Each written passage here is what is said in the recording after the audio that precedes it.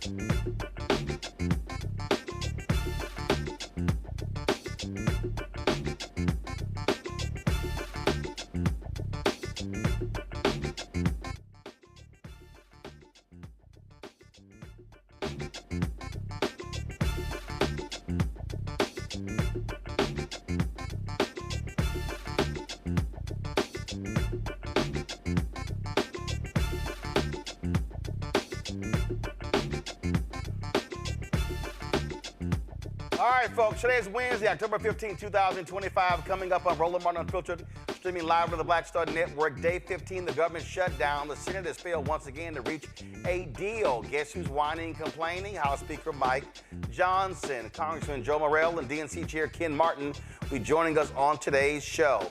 Supreme Court heard oral arguments that could wipe out up to half the Congressional Black Caucus. Folks, the Nation Justice correspondent Elie Mystal will join us. And hey, despite immaculate arguments from the NAACP Legal Defense Fund, Janae Nelson, looks like these conservative Supreme Court justices are going to gut the 1965 Voting Rights Act. Folks, this is real. Another candidate running for the Texas 18th Congressional District joins us. Amanda Edwards will be on the show. Of course, with the Voting Rights Act hanging in the balance, Black grassroots organizations are ramping up their efforts to protect our voting power. We'll talk with a Florida advocate who's working to get Black folks out to vote. Plus, this AfroTech comes back to Houston. We'll be broadcasting live from there. We'll talk about the conference. Plus, this white influencer has a lot to say about racism in the country. Wait until you show you what he has to say. Packed show. It's time to bring the funk on Roland Martin Unfiltered on the Black Star Network. Let's go. He's got it. Whatever the miss, he's on it. Whatever it is, he's got the scoop, the fact, the find. And when it breaks, he's right on time and it's rolling. Best believe he's knowing. Putting it down from sports to news to politics.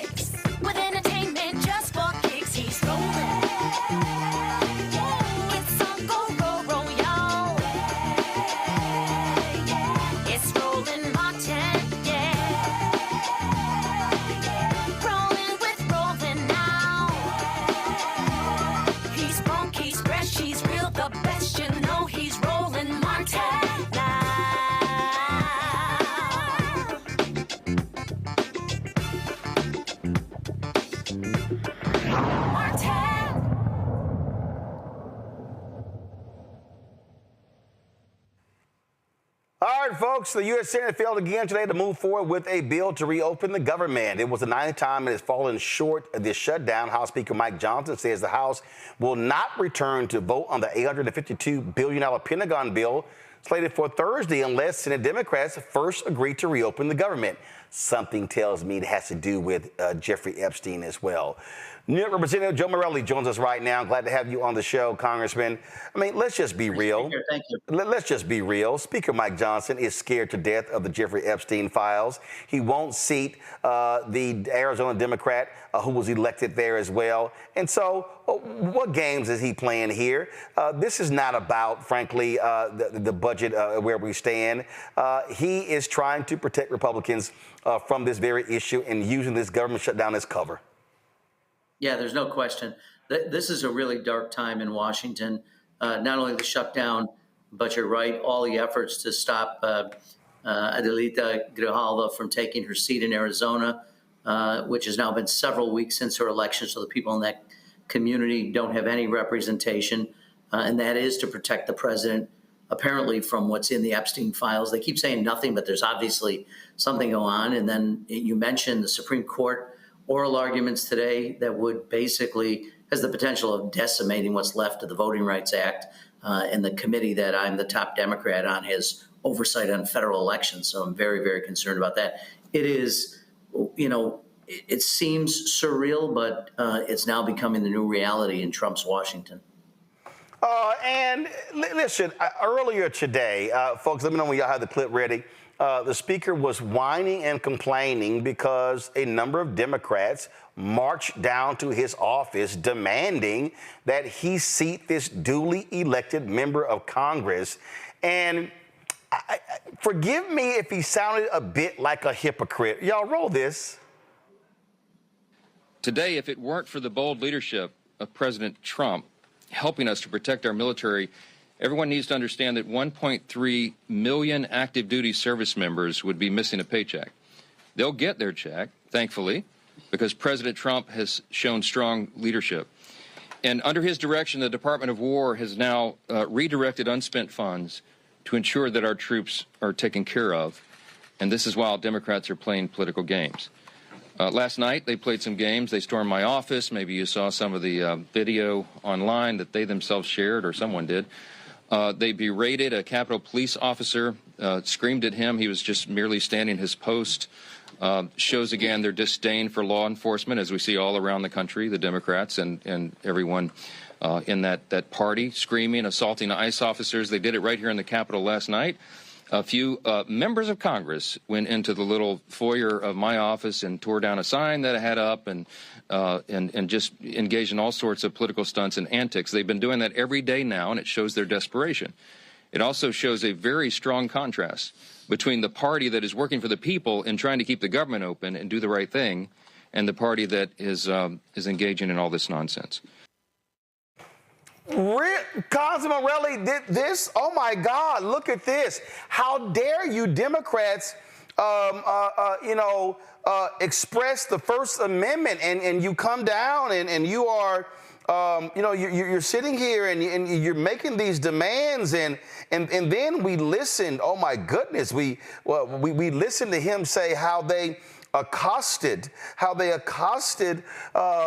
Capitol Police, and oh my God, how bad this is. I'm sorry, is this not the same speaker that has refused to actually post a plaque that was passed by members of Congress to honor the Capitol Police? Oh, I'm sorry. This is January 6th. So forgive me if it's, oh my goodness, how dare they? This is just so wrong what they're doing when that happened on January 6th. Yeah, this is the height of cynicism, hypocrisy. Look, in truth, the Speaker has sold out the interests of the American people, protecting the Congress as a separate institution. He's really become simply just an employee of Donald Trump. He doesn't do anything without the blessing of the president. And it's so, frankly, just beneath the office. And you know what? We've sworn Republican members of the House in during pro forma sessions when we're not in voting. And the speaker knows that very well, and yet he continues to thwart the will of the people in Arizona who elected Representative-elect Grijalva. It is disgraceful, and to your point, I mean, we have a federal law. It's not just a suggestion. A federal law that a plaque be installed in the Capitol honoring the brave men and women, not only of the Capitol Police Force, but the National Guard and all who responded on January 6, 2021, when President Trump attempted an overthrow of the United States government. And, I know everybody wants to whitewash it on the Republican side, and the president wants to pretend it didn't happen. But where's Mike Johnson there? Where's Mike Johnson in upholding the law and protecting the interests of law enforcement? It's disgraceful, but I've come to expect it because he, in the long line of speakers, is the first to not demonstrate any independence, not to hold in high regard the institution of Congress, which is the direct will of the people. I mean, we run every other year. The House of Representatives was established by the framers to be the closest voice to the people, and he is doing things that will take decades, if not longer, to repair the institution of the United States Congress. It is a sad and dark day here in Washington. You see them all of a sudden talking about the moving over of resources and things along those lines. This is, though, all about health care. And I find it amazing to listen to Speaker Johnson, as well as the twice impeached, criminally convicted felon-in-chief Donald Trump, talk about their love of the military when they are also gutting the Department of Veteran Affairs and the health of even veterans. So not just non-veterans in this country, they're screwing everybody when it comes to health care. Yeah, I mean, they have no plan on health care. All they know is that they want to take money out of Medicaid and Medicare, all in service of giving huge tax breaks to millionaires and billionaires. So they keep helping their friends and taking services away from people who desperately need it. I was at the dry cleaners the other day back in Rochester. A woman who's working said to me, I will not be able to afford health insurance if these subsidies aren't preserved. I don't know what I'm going to do. It's thousands of dollars more, and I'm working every day, but I can't afford this. I mean, that's repeated by the tens of thousands in New York alone, 150,000 in New York, millions across the country. When did we get to a point where the United States government decides to turn its back on people who desperately need essential services, all to give it to billionaires who don't need it and, frankly, have so much money they're not even going to realize the benefits they get? That's how crazy this is. But that's what the Republican Party has become, literally a shill for billionaires and turning its back on American citizens. So much for life, liberty, and the pursuit of happiness. They don't believe any of that. And I was commenting today, you mentioned the Supreme Court decision. Etched into the granite of the Supreme Court building is equal justice under law. Right. But there's scaffolding, so you can't see the engraved words. And in some ways, such a perfect metaphor for what's going on as the Supreme Court continues to chisel away at equal justice under law and is going to deny millions of people representation in the House of Representatives. It is such a disgrace. And you could tell from the oral arguments, they're prepared to cut out Section 2, which is the last remaining part of the Voting Rights Act and has allowed for representation of Black and brown Americans that never existed before. This is tragic. And as I say, I am so fearful for our republic, so fearful of this democracy, so fearful for all the gains we've made. We haven't gone nearly far enough, but we have made gains in the last 60 years, and they threaten to be wiped out by this ridiculous argument that the Equal Protection Clause doesn't allow us to take into consideration race when it comes to people's opportunity to access and vote for people that they think will represent them. It's literally like Alice in Wonderland. What's up is down, what's in is out. It's hard to sort of process any longer. I have, of course, been trying to raise awareness of this issue, been making it perfectly clear to people that this court case today, the one out of Louisiana, it could do massive, massive damage to Black political rights in this country, especially in the South. And I sit here, and as I think about that, I think about this right here. at least go to my iPad, that farewell address by George H. White on January 29th, 1901, when he was the last remaining African-American in Congress. And after you had the election of 1876, the Great Compromise of 1877. You saw the rollback of the 1875 Civil Rights Law. You saw Plessy versus Ferguson. You saw an absolute attack on black representation. And unfortunately, Congressman Morelli, we are going back to that. I wrote a book called White Fear. And what these Republicans are doing, they are angry about black success. They are angry about what we're seeing, and what they want to suggest is somehow, oh no, we don't have to look at race, when the fact of the matter is they're using race to draw these so-called partisan gerrymandering, and this goes beyond Congress. This is going to impact black elected officials, Congress, state houses, county government, city government, school districts. This is going to wipe out 60 years of American progress in politics if they rule based upon how they raise the questions today. And honestly, this struggle has gone on for so long. I represent Rochester, New York, where Frederick Douglass chose to make his home, where he printed the North Star newspaper, where he did much of the work in his life. And it is in our DNA to fight for suffrage, for voting rights, and to see what is happening. To your point, this just isn't the House of Representatives. This goes to all levels of government. And I'm so disappointed in the United States Supreme Court. I'm not surprised, sadly, but honestly, what's happening, we won't recognize this democracy from what we have lived over the last 50 or 60 years and the progress we've made. It's halting. It has not been uniform by any means, but there has been progress, and this threatens to wipe that all out and then some.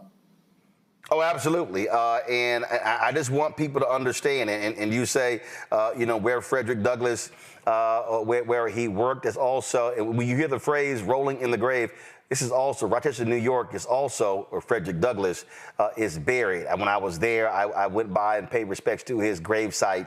And this is somebody who fought for these rights. And what we are seeing is and last point here, Congressman Morelli, and I said this, and it used to be honest, it used to piss me off when I would see these Republicans go down to Selma with Congressman John Lewis. And I said, this is a field trip to them, when it's life and death for the rest of us. And they would go down there, oh, John is so great. They would get all these plaudits and amazing. And I'm like, but how dare you stand against the very thing that man fought for and almost died for? I had the great privilege. John Lewis was a hero.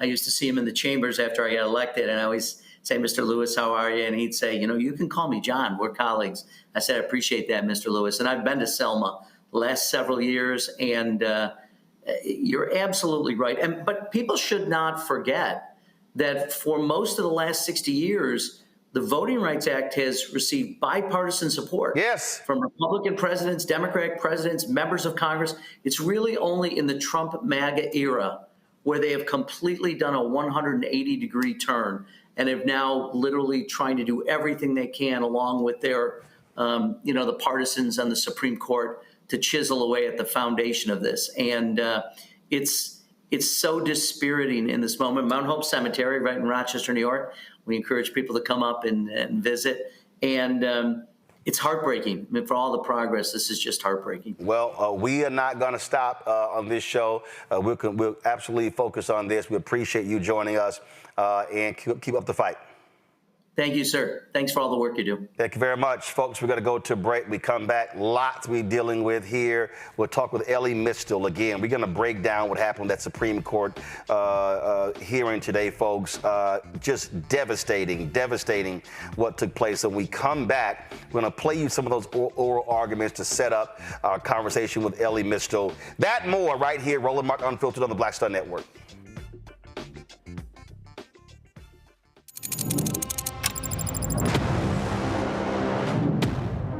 AfroTech, it's a lot of beauty, a lot of brilliance, a lot of intellect, a lot of innovation.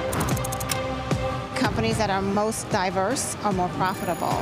We're getting culture, we're getting community, we're getting the best of the best. Not only are we here to greet each other, but we're here to network and to elevate each other. everybody from all the major tech companies here, and that means that now everybody's in the same domain.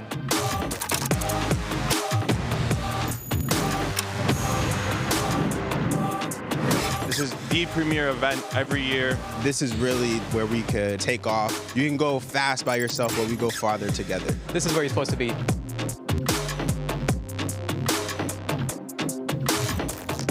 This week on the other side of change, we are talking about the government shutdown and how it's impacting our everyday lives, including our pocketbooks. These motherfuckers are crazy as hell. They are willing to shut down the entire government, to force people to pay more in their health care, to subsidize tax breaks for the wealthiest people. You're watching The Other Side of Change only on the Black Star Network.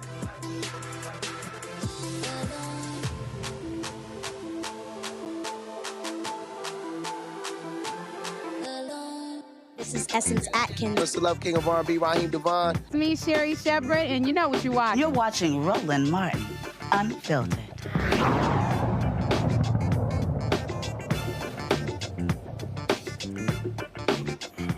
Folks, always some interesting videos I come across on social media, and I saw this video here as a white gentleman talking about the issue that a lot of white folks in this country have, especially on the right. And so I saw it, and I said, you know what? We're going to give it some love because I thought he was absolutely on point with his breakdown. Watch. You non-white people in this country can't seem to wrap your heads around the fact that white people in this country are grieving. And if you don't know what I'm talking about, let me show you the 5 stages of grief that white people in America have been going through since Obama was elected. The first stage is denial. And this happened right when Obama was first elected into office. We can't be racist. We elected a black man to serve as our president, even though I voted for the other guy twice. The second stage is anger. Holy shit! A black guy won again. Oh no. The third stage is bargaining. What do you mean Black Lives Matter? Don't all lives matter? The fourth stage is depression. Stop calling me racist. That's not nice when you call me racist. It hurts my feelings when you call me racist for doing the racist stuff that I do. And the fifth stage brings us to today, where we are right now. Acceptance. And I'm looking at you, Emily Saves the World, you piece of shit, just openly supporting white supremacy. A restaurant opens, is being called out for white supremacy, and that makes you want to go there. You just say the quiet part out loud now. And that's where this country is. If it's not grief that white supremacists are experiencing, what else do you call it? I have lived as a straight white male for 39 years in Los Angeles, and I have never seen so many sad boys in my entire fucking life. And now, we're just saying the quiet parts out loud, aren't we? We are just okay with the way the world is, with these ignorant, stupid fucking white people just putting their racism on display. Let me tell you something as a straight white male. If you are a straight white male in this country and you can't get a girlfriend, you can't get a job, you can't pay your bills, you have nobody to blame but yourself. This fucking country was built for you, you fucking loser. And I don't care what state you live in. I know that you people in Arkansas and Alabama have the worst fucking education system in the entire country. But you know what? People in other countries will literally swim here to get half the opportunity that you, a straight white person in this country, have. They will fucking fight tooth and nail. They will leave their friends, their family, everything that they know behind just to survive. And you have nothing but time to make excuses and feel disenfranchised by trans people in your sports, by fucking minorities taking jobs that you would never even fucking apply to. Grow the fuck up. Grow a pair of fucking balls.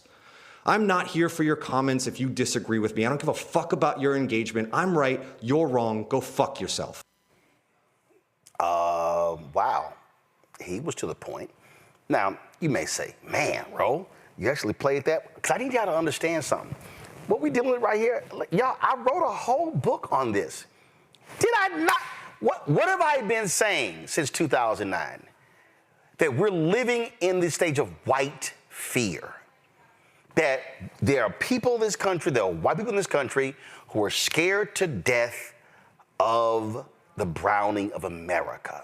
And all that psycho bullshit after Obama got elected, we're moving to a post-racial America. I hated that crap when I was on CNN. I was like, no, we're not. Who the hell is saying that? Because wasn't no black people saying it. And so you need to understand all these things that you're seeing, this is what it's all about. So for instance, when we were watching, I saw another video, all this stuff with ICE, how they're attacking black people and brown people, slamming folks on the ground or whatever, their mistreatment. You know, some folks are tired of this. And this Caribbean sister from New York City, all I'm saying is she brought the level of energy that all of us actually feels when it comes to these folks. So let me give a shout out to the person who shot this. But I'm telling y'all, this was on point. You can go to jail for that. For what? What's going on here? I didn't touch you. What's going on? What are you guys doing? Somebody please make sure. Yes, you do. She just told he got to come back to court. What's wrong with you guys? Let me just get a paperwork. We're just trying to confirm. So back up at least give him space. You could do what you do, but just give him space. We're trying to talk to him, but you guys don't. I can't. No, I don't know what you want. Yeah, that one works. What are you guys doing? What's wrong with you guys? That is working, man. All right, sir, so don't be detained by immigration. Why? Tell him why. You gotta go check that first. Check if everything comes out good, and we'll call you back. First, you like it, I come back. Check it out. Bitch, you stupid bitch. That's why y'all are a bunch of fucking criminals. I wish you would. I wish the fuck you would. Yes, the fuck we his family. Y'all a bunch of big pussies. Don't tell me to calm the fuck down. Who the fuck is you? We don't like none of you. You okay? No, how can I be okay? You okay? Are you okay? Are you okay? I look like I'm okay? Don't come up in my face here because I hit hard. Fuck wrong with y'all. Try it. I wish you would. Try it. You try me and see what the fuck happened. Nigga, we angry. All of us angry out here. So don't think it's y'all alone. Get out of here. Who you telling get out of here? Why you telling me get out of here? You asked me a question and I'm answering you. Get out of here. Man. Fuck wrong with you? Oh, stupid ass bitch. That's why you gotta hide your face. You wanna go to jail? You told me my mother can tell you anything. You wanna go to jail? What's wrong with you? You wanna hit me? Hit me, bitch. You ain't got me. Nobody's scared of you. You're a pussy ass. Come. I got rings on, bitch. So me and you gonna fight. You pussy bitch. You're a pussy bitch. That's why your kids them don't like you. And your wife is fucking on you. That's why you gotta hide your face. My face ain't hidden, bitch. I'm American, you stupid bitch. Fuck wrong with y'all. You can take me too high. I'm sure in the zone your friends. You know what to do? Tell them, no. You want me? Fuck wrong with y'all. Fuck all of you. Put that on the news. Let Trump see it. I'm so fucking red, bitch. Punk asses, they covering their faces, got the little badges draped on. So Donald Trump has said, y'all can do whatever y'all want. See, remember all the old loudmouth, Simple Simon Negroes who are on YouTube flapping their gums? Isn't it amazing how quiet they are now? Isn't it amazing how, and y'all know their names, y'all know who they are. Isn't it amazing how they got no smoke for ICE? They don't have any smoke for these right-wing Supreme Court justices. They don't have any smoke for these folks, but they love running their mouths about what I'm talking about, what Angela Rye and Native Land Pod talking about other people. And so y'all need to understand what's going on. We told y'all what was going down. Y'all, we ain't even got to the first year of Trump's second term. And what these folks are trying to do, we have been yelling and screaming this stuff not for months, for years. And it's happening. It's happening. We're going to talk to Elie Mystal next. And let me tell y'all something. If y'all want to understand, again, what's going down, if y'all want to understand how these white right-wing ideologues, they don't give a shit about the 1964 Civil Rights Act. They don't care about the 65 Voting Rights Act. They despise the 1968 Civil Rights Act.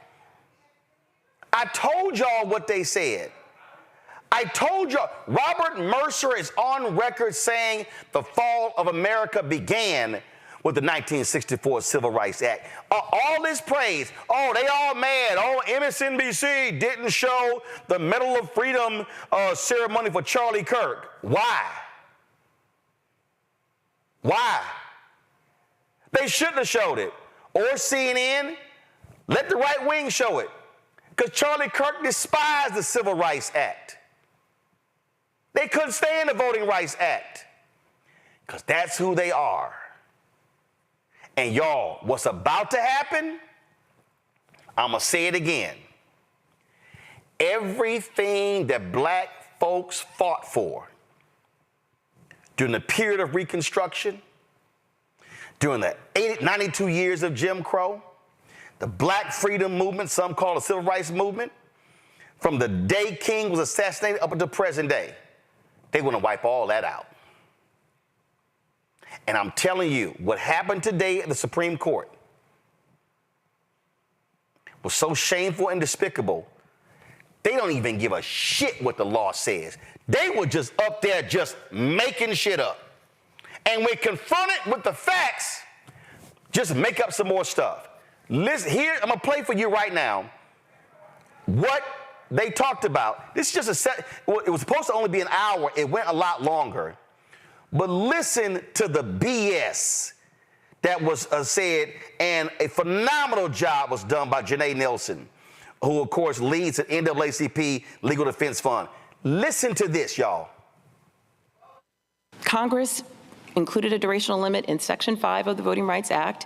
It created a mechanism for reauthorization. It decidedly did not do that in Section 2. The issue, as you know, is that this court's cases in a variety of contexts have said that race-based remedies are permissible for a period of time, sometimes for a long period of time, decades in some cases, but that they should not be indefinite and should have an endpoint. And what exactly do you think the endpoint should be, or how would we know for the intentional use of race to create districts? Well, Justice Kavanaugh, you raised a very important distinction, and that's between remedies and the statute. So a race-based remedy can and should and usually does have a time limit and a durational limit. Section 2 court-ordered remedies have a time limit. And so that is something that is grounded in our case law. What is not grounded in case law is the idea that an entire statute should somehow dissolve simply because race may be an element of the remedy. So, for example, this case has affirmed Title VII. It has affirmed Section 1982, the Family Medical Leave Act, and also Section 4E of the Voting Rights Act in Katzenbach versus Morgan, and never has it suggested that any of those statutes should dissolve in and of themselves as opposed to the remedy. I'm sorry to interrupt. I don't think it's the statute. It's the particular application of the statute that entails the intentional, deliberate use of race to sort people into different districts. That particular aspect, I'm guessing, I'm asking what you think the time limit on that should be, or there really shouldn't be a time limit. I think you might be saying there shouldn't be a time limit unless Congress chooses one. I am saying that. I'm saying there should not be a time limit, but I also think it's critical to emphasize that Section 2 does not require a race-based remedy in all circumstances. Is that because, can I ask that? Oh, I just wanted to follow up on Justice Kavanaugh's question. What if this is an exercise of Congress's enforcement power? If we're looking at the City of Bernie test and we're saying it has to be congruent and proportional, would that affect, Justice, your answer to Justice Kavanaugh's question, that if it's going above and beyond what the 15th Amendment requires of its own force, but Congress has actually chosen the Voting Rights Act as a remedy, does that affect the question of whether it can go on indefinitely or not, that at some point it becomes not congruent and proportional? No, I don't think it does.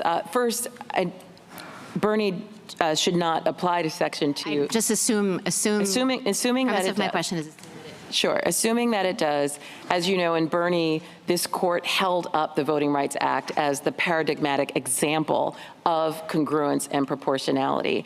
The fact that the Voting Rights Act at times may require a race-based remedy does not change the fact that Congress, with its enlarged powers as defined by Ex parte Virginia and the line of cases forward, can address conduct that is beyond what the 15th Amendment addresses. It doesn't need to simply parrot the 15th Amendment. It can address conduct that is even considered constitutional in order to ensure that race discrimination in voting does not go undetected, uncorrected, or undeterred, in the words of the Senate report supporting the 1982 amendments. I guess I wonder if it would be helpful, at least as I'm thinking about it, because I think this is a very important question.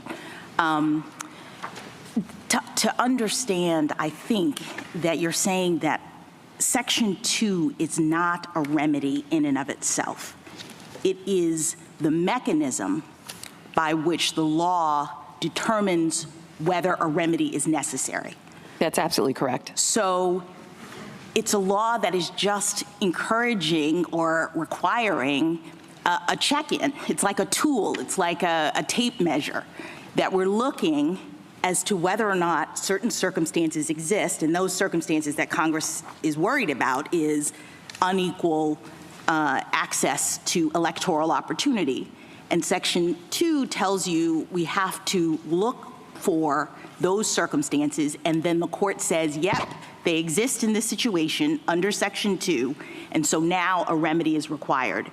And in our case law, we then say, okay, state, it's up to you to figure out what that remedy will be, and maybe that remedy involves race consciousness, maybe it doesn't, whatever. But Section 2 itself is just the measure by which we determine that a remedy is required. That's absolutely correct. And so that's why it doesn't need a time limit, because it's not doing any work other than just pointing us to the direction of where we might need to do something. That's right. And its usage becomes less and less as we see racially polarized voting and residential segregation decreasing. The Katz amicus brief in this case shows that in the past decade, Section 2 cases have decreased by 50%. Because the plaintiffs can't make the showing. I mean, it's a pretty significant showing to establish that unequal opportunity of electoral processes is happening in a situation. That's correct. Jingles is an exacting test. It is data obsessive. It brings in experts and many other forms of evidence to establish a racial violation. There are many cases where the plaintiffs fail in bringing the Jingles 1 precondition or Jingles 2 or Jingles 3 before they even get to the totality of the circumstances. So if we're talking about a time limit, you would say maybe it's with respect to the remedy that is used to respond to the problem that we've identified under Section 2. But the Section 2 tape measure itself doesn't need a life cycle. It's just, no. Yeah. That's correct. I mean, the 15th Amendment is permanently enshrined in our Constitution, and Section 2 is there to effectuate that prohibition of race discrimination on voting and does not require a time limit. Thank you. With the time I have remaining, I'd like to mention that there are many proposals on the table that have been presented by my colleagues on the other side, and a number of them resurrect the intent standard that this court was very clear about, and Congress was extraordinarily clear about, knowing that results is key to ensuring that we do not continue to have rampant racial discrimination in voting. And the absence of it, or the declining ability to show a Section 2 case is because of the success of Section 2 over the past 4 decades. And we would be reckless if we determine that Section 2 somehow is no longer needed simply because it has been so successful in rooting out racial discrimination in voting. There's also, as I mentioned at the outset, a very easy and elegant solution to this case. If SB 8 is not satisfactory, if the court believes, as the Calais panel did, that the state violated the Constitution in constructing SB 8, it should remand. All right, folks, joining us right now is Elie Mystal. He is the justice correspondent for The Nation. Elie, no need to ask some questions. Take it away. Tell us what the hell happened today. All right, let me just first break down what y'all just listened to, right? Brett Kavanaugh and Amy Coney Barrett are making what has become my least favorite argument that white folks make, and that is saying something. What they're arguing is that racism has basically been fixed. According to Kavanaugh and Barrett, racism just about over. And so now we really need to figure out when we can end, when the time limit is to end the policies, to end the statutes and the laws designed to stop white people from being racist when it comes to the Voting Rights Act. Like, that was the essential part of Brett Kavanaugh's line of questioning when he's asking about time limits and he's saying like other occasions. And what Nelson was saying, what the NAACP lawyer was saying, is that, Brett, you don't read the law, because there's nothing in the actual law that says, hey, the Voting Rights Act goes away once white people figure out their business, right? The Voting Rights Act goes away, just disappears into the ether when white people feel like we don't need it anymore. That's not what the law says. Congress could write the law to say that, but they didn't. So there's no opportunity, or there shouldn't be an opportunity, for Kavanaugh to just say, well, we have solved this issue, so racism is no longer a thing, right? And so that's really what that interaction was about that you guys just heard. And at the end, with Ketanji Brown Jackson coming in, what she's trying to say is that the Voting Rights Act simply says that white folks can't be racist when it comes to voting rights, right? Like in its bare, simple forms. How white folks want to address their own racism is something up for debate. Now, the common way of doing it, when you have a map like Louisiana's map that is racist towards black folks, the common way of dealing with that is to make a map that is more inclusive. Obviously, when you're making a map that's more inclusive on race, you're gonna look at the races of the people in the districts that you're drawing. Louisiana has 6 congressional districts. The original map, 5 of them were majority white, only 1 of them was majority black. Thing is, Louisiana is only 56% white. It's 30% black, right? Now, I am no mathlete, but I'm pretty sure that you got a state that's 30% black should probably have congressional districts that are 33% or so black, and that's what they're trying to do. That's this fight over the second majority-minority district. What Ketanji Brown Jackson is saying is, yeah, we can draw a second majority-minority district that's one way to solve white people's racism, but there are other ways. And so one of the questions I would have liked Kavanaugh to be forced to answer, or like Barrett to be forced to answer, is that if you don't want to draw a second majority-minority district, how would you like to solve white people's racism, Brett? Because ignoring it, because acting like it doesn't exist, doesn't seem like the right answer. So if they don't want a majority-minority district, pick something else. But of course, the conservatives on the Supreme Court, they like the racism. They want to allow Louisiana to keep doing its racism. And so the argument was not about what other thing we can do. The argument was whether or not we can rule this part of the Voting Rights Act unconstitutional. And that's probably what's going to happen. And so then just to now broaden it out here to what the actual stakes are, you know, even when in the clip that you were playing was from C-SPAN, that's what I was listening to today as well. You see the racist framing of the argument. They're saying Janae Nelson arguing for a second minority district, right? That's one way of putting it. Another way of putting it is that Janae Nelson was arguing against white people being able to overrepresent themselves in Congress, right? Again, second majority-minority district, that's one solution. But the key problem is that Louisiana is 56% white and controls 83% of the congressional seats. That's the problem. So white folks were arguing that they deserved overrepresentation in Congress, and Janae Nelson was arguing against that. Now, she's most likely going to lose this case. I think even from the clips you saw that Kavanaugh was not on board, Barrett's not on board.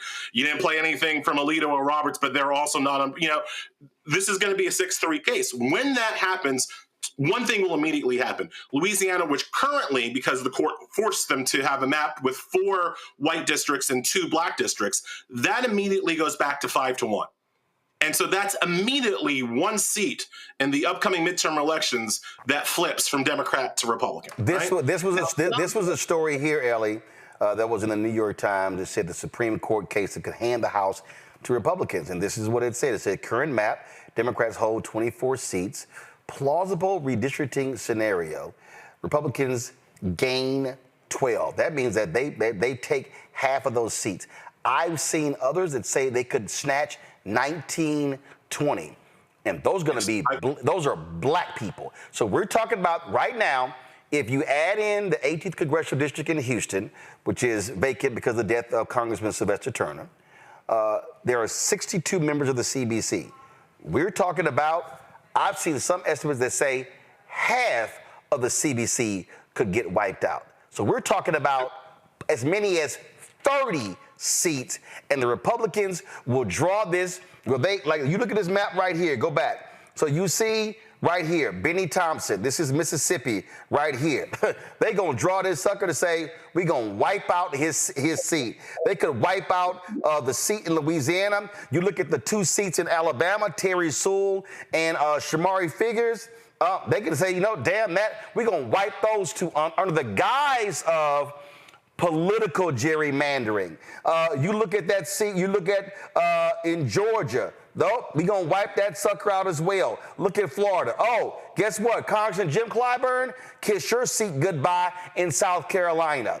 Look at those seats in North Carolina. Right now, you've got Congresswoman Alma Adams, you got Congressman Don Davis. They're gonna wipe out, boom, right here, Don Davis's seat. And so they're gonna say, oh no.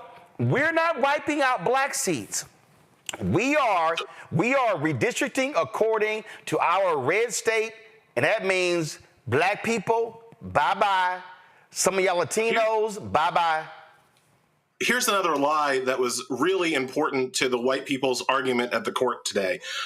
There was, as you pointed out, the white argument is that we don't care about race. We're just redistricting based on party, that you can redistrict based on party affiliation to essentially make seats more safe for Republicans. And we don't know nothing about no black people. We're just doing it on Democrat-Republican basis, right?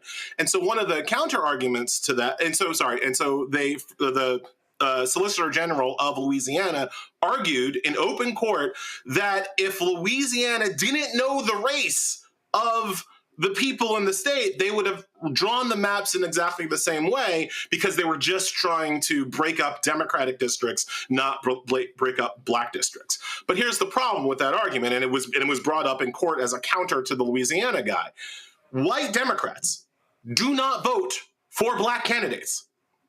They just don't. They don't in Louisiana. They don't across the South. So even if you take a district and you fill it with Democrats of mixed race, if that district is not majority black, it is unlikely that a black candidate will actually be able to win that district, even if it's a majority Democratic district, right? So it's unless it's a majority minority district, it is much more difficult for a black person to win that district because white Democrats, as Martin Luther King might have pointed out, are not willing to vote for black candidates, even when those black candidates are Democrats and it's a Democratic district.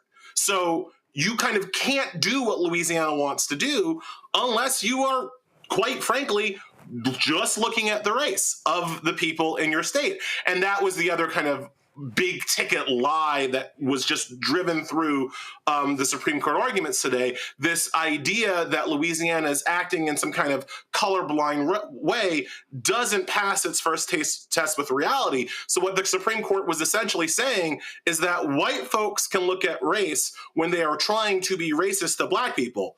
But black folks are not allowed to look at race when they are trying to counteract the racism of the white districts. And again, as you are pointing out with your maps, this has huge political implications for even the upcoming midterms. You brought out the thing with 12. I've also seen the analysts that say 19. Of the 62 members in the CBC, I think only 17 are protected in majority minority districts. So you say that you can't have essentially majority minority districts anymore, which is one possible outcome of this case. And you could see redistricting, as you say, Clyburn, you name Benny Thompson, you could see redistricting across the South that makes it significantly difficult for a Black person to get elected in the South, which is exactly what they want. And here's what was crazy. This was one of the stories about these plaintiffs who filed the lawsuit. It said none of the plaintiffs testified at a 3-day trial in federal court, according to transcripts. The legal briefs list their names, but say nothing about their lives. Come on, guys, get on the iPad. Nothing about their lives or the reasons each chose to participate in the case, aside from assertions that each, quote, suffered unlawful intentional discrimination based on race. We call bullshit, Elie. Bottom line is, all these conservatives did was went and found them some white people to put their name on a lawsuit because the whole goal was we want to get rid of these Black congressional seats and put in more white Republicans. Remember, the white plaintiffs' actual argument was that creating majority-minority districts violated their constitutional rights to equal protection. That not over-representing white folks in Congress hurt their equal protection rights. I'm sure many of your listeners have seen the line, when you are used to oppression, when you are used to privilege, equality must seem like oppression to you. And that describes the white plaintiffs in this case to a T. The only silver lining, the only good part, I guess, of today's 2.5-hour arguments was that, those white plaintiffs, they had their own lawyer, right? Louisiana, who wants to have the racist maps, they were represented by the Solicitor General. The Trump administration, the Deputy Solicitor General of the United States, Mupan, he was arguing for the Trump administration. The white guys got their own lawyer. Some Harvard grad from Kansas City. And boy, I believe the scientific term, Roland, is that he got dog walked by the liberal justices. And it was 15 minutes, and it was kind of awesome because usually especially when the liberal women are like really going in on a man, usually one of the white guys on the Supreme Court, they kind of throw their brother a rope, right? Throw him a lifeline. Man, even the white justices on that one just shut up, just didn't say nothing, just let that guy get got by the liberal women for 15 entire minutes. It was the best part of the hearing.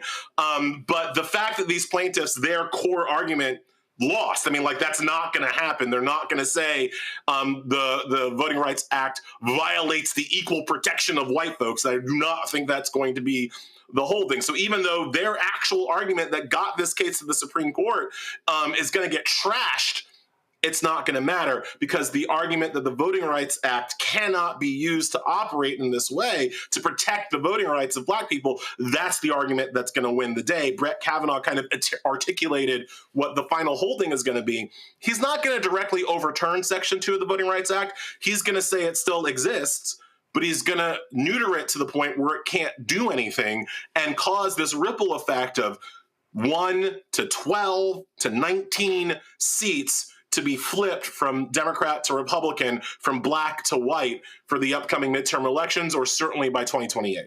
See, here's another mistake that the Dems, I don't understand. I saw this in Texas. Okay, they had a rally outside the Supreme Court today. And okay, the LDF had these signs made up, and this is the problem, Elie. Go to my iPad. They had these signs said, fight for fair maps. No, drop the lower third, fight for fair maps. Elie, that's the wrong fucking argument. It's the wrong fucking argument. The issue is not fair maps. If you use fair maps argument, you can do, the Supreme Court has said political gerrymandering is allowed. This is about ending racist maps. You have to keep the language right. It's about ending racist maps. And again, it's about stopping white folks from over-representing themselves. One of the things, and you and I have talked about this before, but one of the real mental issues that I've found with many white folks in this nation is that they think they own the place. they think there are more of them than there are. Yeah. Because they don't see us, because we are invisible to them, because we all look the same to them. They walk around like this country is like 90% white. And when they see on TV, when they see Congress, which is, I think, like 80% white, when they see the Senate, which is, 90% white, they think that that is representative, and they see the Supreme Court that's, 92% white, they think that that is representative of how many white people are in this country. And it's just not. They are in a bare, slim majority, a majority that they are losing every day. That's one of the reasons why we have Trump in the first place, because they're scared about losing that majority. But again, in a state like Louisiana, it's only 56% white. It's only 56% white. This country is only 60% white. So they should only have about 60% of the representation. And when you tell even other white folks what you're arguing for is overrepresentation, you're arguing for more than you deserve. Some of them, that hits differently. Some of them, they get that a little bit differently. It happened at the court this morning when the Louisiana lawyer was like, these black people, they came in and they were asking for an extra district. And Ketanji Brown Jackson was like, no, they were not. Black folks are not asking for anything extra. We're not asking for anything more. We're asking to stop white oppression and simply have what we deserve by our population numbers. We're asking to be treated like 5/5 of a person instead of 3/5 of a person. Not more, not 7/5 like the white folks want. We just want what we already should have been given, which is the right to one person, one vote. It's white folks that want more than that. But our messaging, as you're pointing out, Roland, it's never that. It's never focused on the white need to overrepresent themselves. It's always focused on these more gentler phrases like fairness or justice or equity. And like, no, that's not even what people are asking for. I'm not asking for equal representation with white folks. I just want the same. Yep. Right? Equal, right? I just want the same as what white folks have gotten in this country since 1776. Well, here's the reality. I refuse to believe that that's too much to ask. I've said this numerous times before, Elie, and I'm going to say it again. And this is what speaks volumes to me. And I've played this clip numerous times. This was a Robert De Niro directed movie. It's called The Good Shepherd. This scene right here, this sums up 100% what you just said about what these white folks want. Listen. What do you want to talk to me about? The government's about to deport you for certain activities. I'm in this country since I'm 2 months old. Does that make me Italian? I'm American. And they're trying to send me back? I could have the deportation order reviewed. Have you classified as highly sensitive for national security? I could take the government off your back if you can help us. Usually the guys that scare me. You're the people that make big wars. No, we make sure the wars are small ones, Mr. Palm. Let me ask you something. We Italians, we got our families and we got the church. The Irish, they have the homeland. The Jews, their tradition. Even the niggers, they got their music. What about you people, Mr. Carlson? What do you have? The United States of America. The rest of you are just visiting.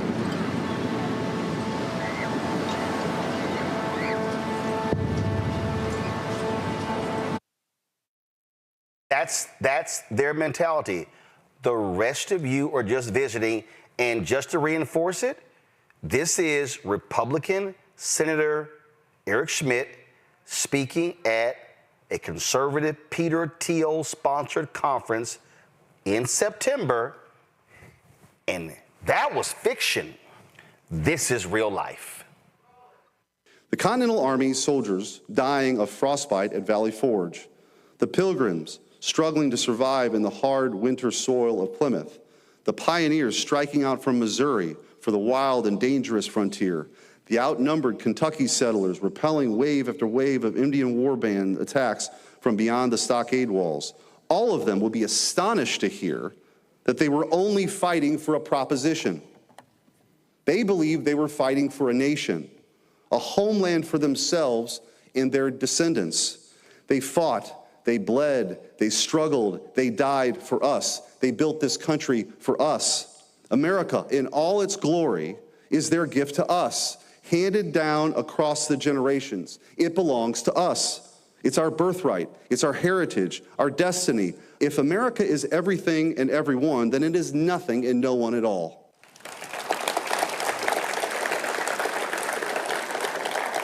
When they tear down our statues and monuments, mock our history, and insult our traditions, they're attacking our future as well as our past. By changing the stories we tell about ourselves, they believe they can build a new America with the new myths, a new people. But America doesn't belong to them. It belongs to us. It's our home. It's a heritage entrusted to us by our ancestors. It's a way of life that is ours and only ours. If we disappear, then America too will cease to exist. Elie, he said, this is ours. Y'all, it ain't for y'all. Carjacker putting a vanity plate on the vehicle of yours that they stole, right?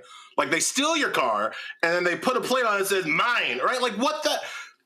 I mean, obviously, I don't have to tell your listeners, white people didn't build shit. They stole shit, and black people built the wealth that this country is built on. I can trace my heritage back all the way to a man who fled the plantation behind Sherman's army as he was walking through Mississippi. Now, obviously, since he was there, my ancestor went back farther than that, but the white folks didn't keep great records of for exactly when he came here, but I can trace it at least to that point. And I bet you that my people have been here longer than Eric Schmidt. And there we go.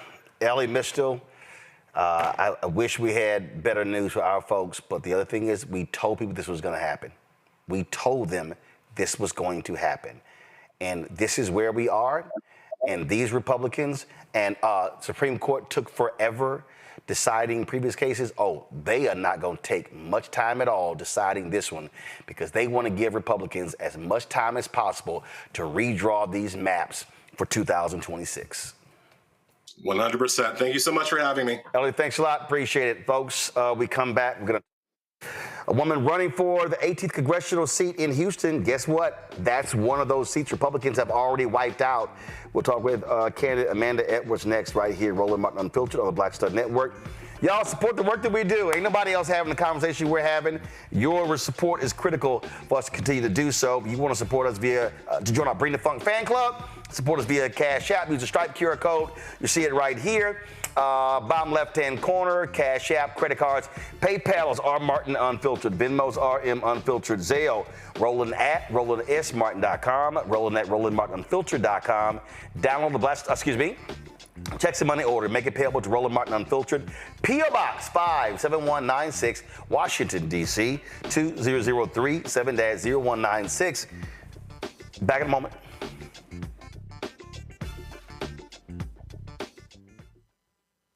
If in this country right now, you have people get up in the morning and the only thing they can think about is how many people they can hurt, and they got the power, that's the time for mourning.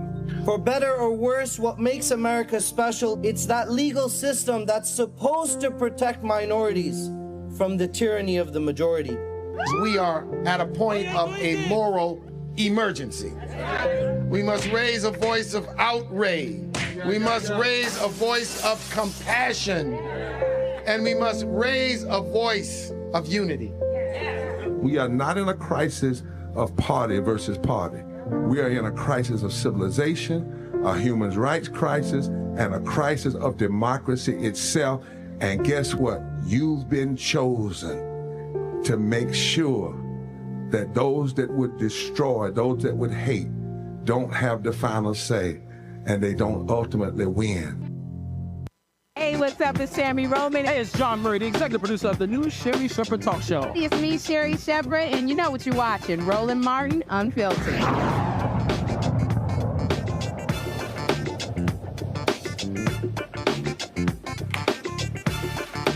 Folks, there are a number of candidates running for the 18th congressional seat in Houston. That is to replace the late Congressman Sylvester Turner, who replaced the late Congresswoman Sheila Jackson Lee. One of those folks, former Houston City Councilwoman Amanda Edwards, she ran for the seat against Sheila Jackson Lee when she lost in the last election. She's trying to win the seat now. She joins us right now. Amanda, glad to have you back on the show. When we look at this seat, we look at what Republicans are already doing. If you win, you're only going to be there for a year because of what they're doing with these racist gerrymandering. But what is it that you can accomplish in that year as the member of Congress for the 18th Congressional District? Well, first, thank you for having me on. And let me just highlight a little bit of backdrop on this district. When you count the time from when Congresswoman Sheila Jackson Lee got sick and passed away, Congressman Turner passing away, and the fact that our governor chose to play politics with people's lives by refraining and declining to call the special election in a timely fashion, and then the fact that there will likely be a runoff, we are facing a period of probably 18 months where this district, these 789,000 people, have had no voice, no vote, no one to advocate for federal funding on their behalf because there is no voting member. So in that time, things like the Big Beautiful Bill got to pass. On the first round, of course, it passed by a margin of 1 vote. You now see the redistricting taking place when we had no voting member. And this community is reeling. It's reeling from the fact that they've had taxation with no representation and the fact that they haven't had the resources coming in that ought to, and that the policies that have been pushed have been counter to their interests. For example, with the Big Beautiful Bill, it cut $900 billion from Medicaid and $300 billion from SNAP. The 18th Congressional District has a disproportionately higher number of people who consume those benefits. And so they are now stripping away those social safety nets. So one of the things I think is going to be a priority is to bring back funding for the district that hasn't had its voting member. One of the places and spaces where I think there can be some common ground starts with things like the fact that we're in hurricane season, and we need those infrastructure dollars, and we need to keep residents safe. I always say we cannot stop the rain from falling, but we can be prepared to catch it when it does, and that means making the requisite investments in infrastructure before there is some type of catastrophe like a Harvey event. Well, so when we talk about, I mean, obviously, Republicans control the House, and so what will be your priorities? What will be your top 2 to 3 issues that you want to deliver on for the district? Yeah, so I mentioned one, which is that's the space and place. I think if there were ever a place where there to be some common ground, I haven't met a Republican or a Democrat that likes to flood. If there could be some common ground, I think infrastructure and disaster recovery is that space. We've heard our president who has talked about gutting FEMA. He's talked about wanting to do away with federal funding of disaster recovery. And, you know, when you have states like California, Texas, Louisiana, New York, and Florida, for example, that are now on the brink of insurance crises because of the fact that we have these catastrophes, and that you undermine the ability for there to be federal support to come in. I think that would be another space and place where there could be potential address on a bipartisan level. In addition, it's the subject of the, of course, government shutdown, but it needs to be addressed, and that is healthcare. We are moving in the wrong direction, and this is the basis for the shutdown. Is we need more affordable access to healthcare, period. And so that is what I know right now is part of the shutdown, but it will be one of my priorities. I think a lot of what has happened since the Affordable Care Act initially got passed in the Obama administration, it did not progress in the ways that people expected or it should have, because all of the litigation that immediately ensued once that legislation was passed. But we've got to continue to build upon it, because this can have the impact of really compromising people's lives. When I was growing up, my father was diagnosed with something called multiple myeloma, which is a very aggressive form of cancer. It took his life when I was a teenager, but I remember asking my father, what would happen if the insurance company, what if they said no to the life-saving treatments that he needed? And I'll never forget his responses. He would always just look at me and say, well, we would just have to figure something else out. And I think we've got to get to a space and place where we think about the lives that are hanging in the balance of the decisions we make, the systems we create, and the people that are impacted by our government. And right now, we're not doing a very good job of that. And there are people whose lives are lying in a balance and who are not going to be able to access health care and the very basics in society, given these cuts with the big, beautiful bill and beyond. Healthcare obviously is one issue. Economics is another. So what can you do to drive economic development to this district in the year that you will serve in that position? Because if you win, you would get sworn in January, and the next Congress wouldn't end until the following January. Yes, one of the things that I think was a noteworthy example in terms of economic opportunity stems from small businesses. Back in Houston, we love to talk about how Houston is the most diverse city in the nation. And as a result of that, I asked the question one day, what good is it to be the most diverse if we're not solving the challenges that our diverse communities face? And in particular, when we look at our small businesses, the statistics are staggering. At that time, it was a few years back, white-owned businesses were at $225 billion in sales and receipts, and black-owned businesses were only at $3.3 billion. And it's not because we don't have storefronts. It's not because we don't have entrepreneurs. It's because we don't have intentionality and policy that really promotes equity in our community. One of the things that happened during the pandemic, when you saw those PPP loans get distributed, initial round, it went out to a lot of the traditional banking institutions with whom a lot of our mom and pop shops of color did not have strong relationships and were not prioritized. And you saw black and brown businesses shutting down left and right. And so what they did on the second round is something I think can be done now, which is to start shifting dollars into the hands of CDFIs, community development financial institutions, that lend at much greater rates than some of the traditional banking institutions. I think we can start making an effort to do that to help support push for equity. I know this is a dangerous word in the Trump era, but it should not be. And ultimately, we've got to create a community where people have the opportunity to thrive and create jobs for their community and support their families. Last question, as it relates to, again, in this particular position. And I tell people all the time, the member of Congress, yes, you're operating on a national level, but you're also working on a constituent level, dealing with your constituents, servicing those people as well. So when you look at on the national level, what can you do? Is there anything that you have your sights set on that you want to be able to accomplish in the year that you would have this position? Absolutely. I mentioned to you that there is an insurance crisis brewing in concert with the disasters that take place. People can't get policies. You saw what was happening in California when people's houses were burning to the ground and they are getting dropped from their insurance. In Texas, the same thing is happening. People can't get insurance coverage. And so we're seeing that happen across some of the major economic engines in our country. I think there is a room and opportunity for real legislation to create a federal solution to that, because of the fact that we otherwise, as we've done with national flood insurance. And I think that's going to be something that can assist people across a much broader spectrum and potentially get some traction within the first year. All right, then. Amanda Edwards, good luck. And the election is set for the first Tuesday in November. Thank you. And just wanted to tell people, make sure they go vote early. October the 20th through Halloween is the early voting time frame. And of course, November 4th is Election Day. I know a lot of people are confused by the redistricting that has taken place. The redistricting, those new maps do not apply to this special election. If they withstand the court challenge, they're currently being challenged in court if they withstand that challenge, they would be applicable to the midterm elections in 2026, not to the special in 2025. All righty. We appreciate it. Thanks a lot.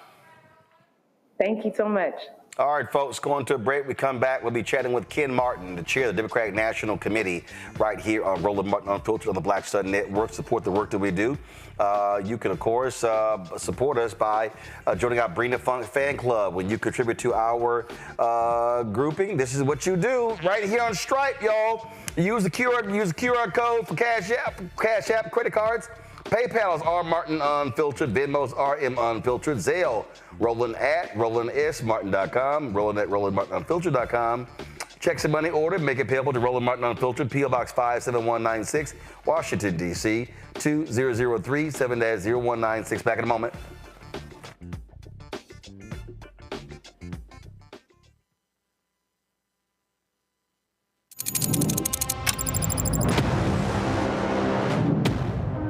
AfroTech, it's a lot of beauty, a lot of brilliance, a lot of intellect, a lot of innovation. Companies that are most diverse are more profitable. We're getting culture, we're getting community, we're getting the best of the best. And not only are we here to greet each other, but we're here to network and to elevate each other. Everybody from all the major tech companies here, and that means that now everybody's in the same domain.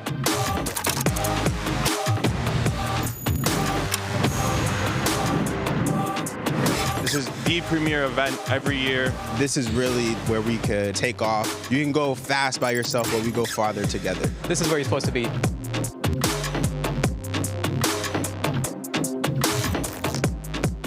Said the quiet part out loud. Black votes are a threat, so they erased them. After the Supreme Court gutted the Voting Rights Act in 2013, Republican legislatures moved fast.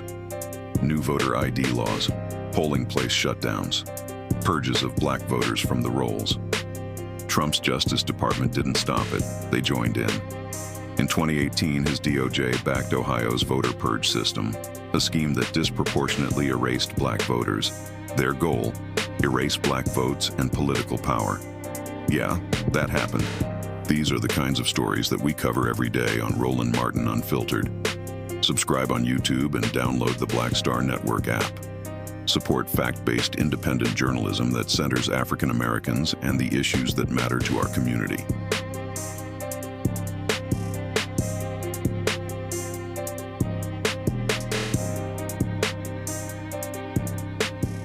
The original No Kings protest was 250 years ago. Americans decided they didn't want to live under the rule of King George III. They declared their independence and fought a bloody war for democracy. We've had 2.5 centuries of democracy since then, often challenging, sometimes messy, always essential. And we've fought in 2 world wars to preserve it. Now we have a would-be king who wants to take it away, King Donald I. Fuck that. We're rising up again this time, non-violently, raising our voices to declare no kings.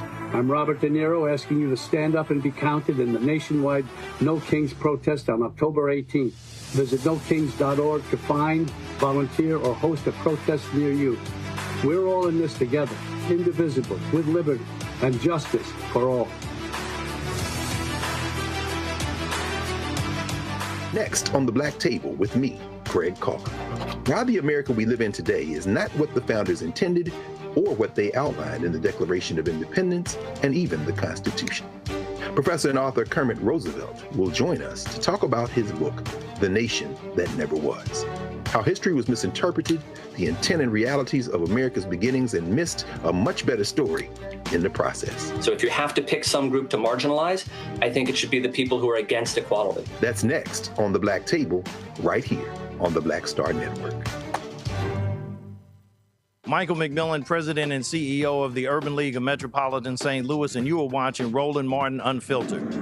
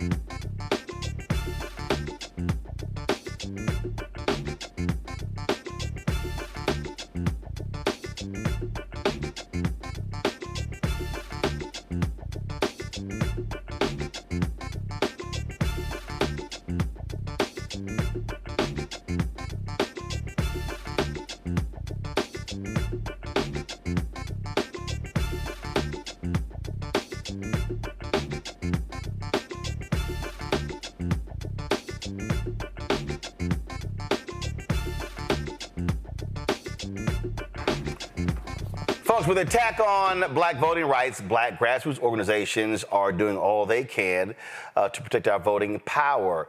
Mike Gillum, the former vice mayor of Tamarack, Florida, is founder of Black Vote Action.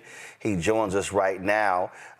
Mike, you see what's happening there. We see what's happening in Florida. We see the attacks where Ron DeSantis has wiped out a congressional seat. We see you got a gubernatorial election going on in Florida coming up soon. And the bottom line is this used to be a battleground state. And we've seen black participation drop off the map in addition to Democratic participation. And so what are y'all doing there in Florida to frankly rebuild? I keep talking about that the black political infrastructure that has held many of these communities together has been, been just slowly eroding away. So how are you trying to put it together there in Florida? Well, thanks for having me on, Roland. There are some model organizations that we need to follow. So you're familiar with Color of Change, the Collective PAC, Fair Fight Action. So the Black Vote Action is trying to follow those successful models and target black voters by engaging them, registering them to vote, finding voters where they are, black voters where they are, in the barbershops, on the basketball courts, on the football fields, and having those real conversations and letting them know why it's important to vote. You talked about the numbers shift in Florida. When Andrew Gillum nearly won the election, that put fear in the hearts and the minds of Republicans, and they got to work. At one point, we had over 300,000 more Democrats than Republicans. Now, they lead by 1.4 million voters in the state of Florida.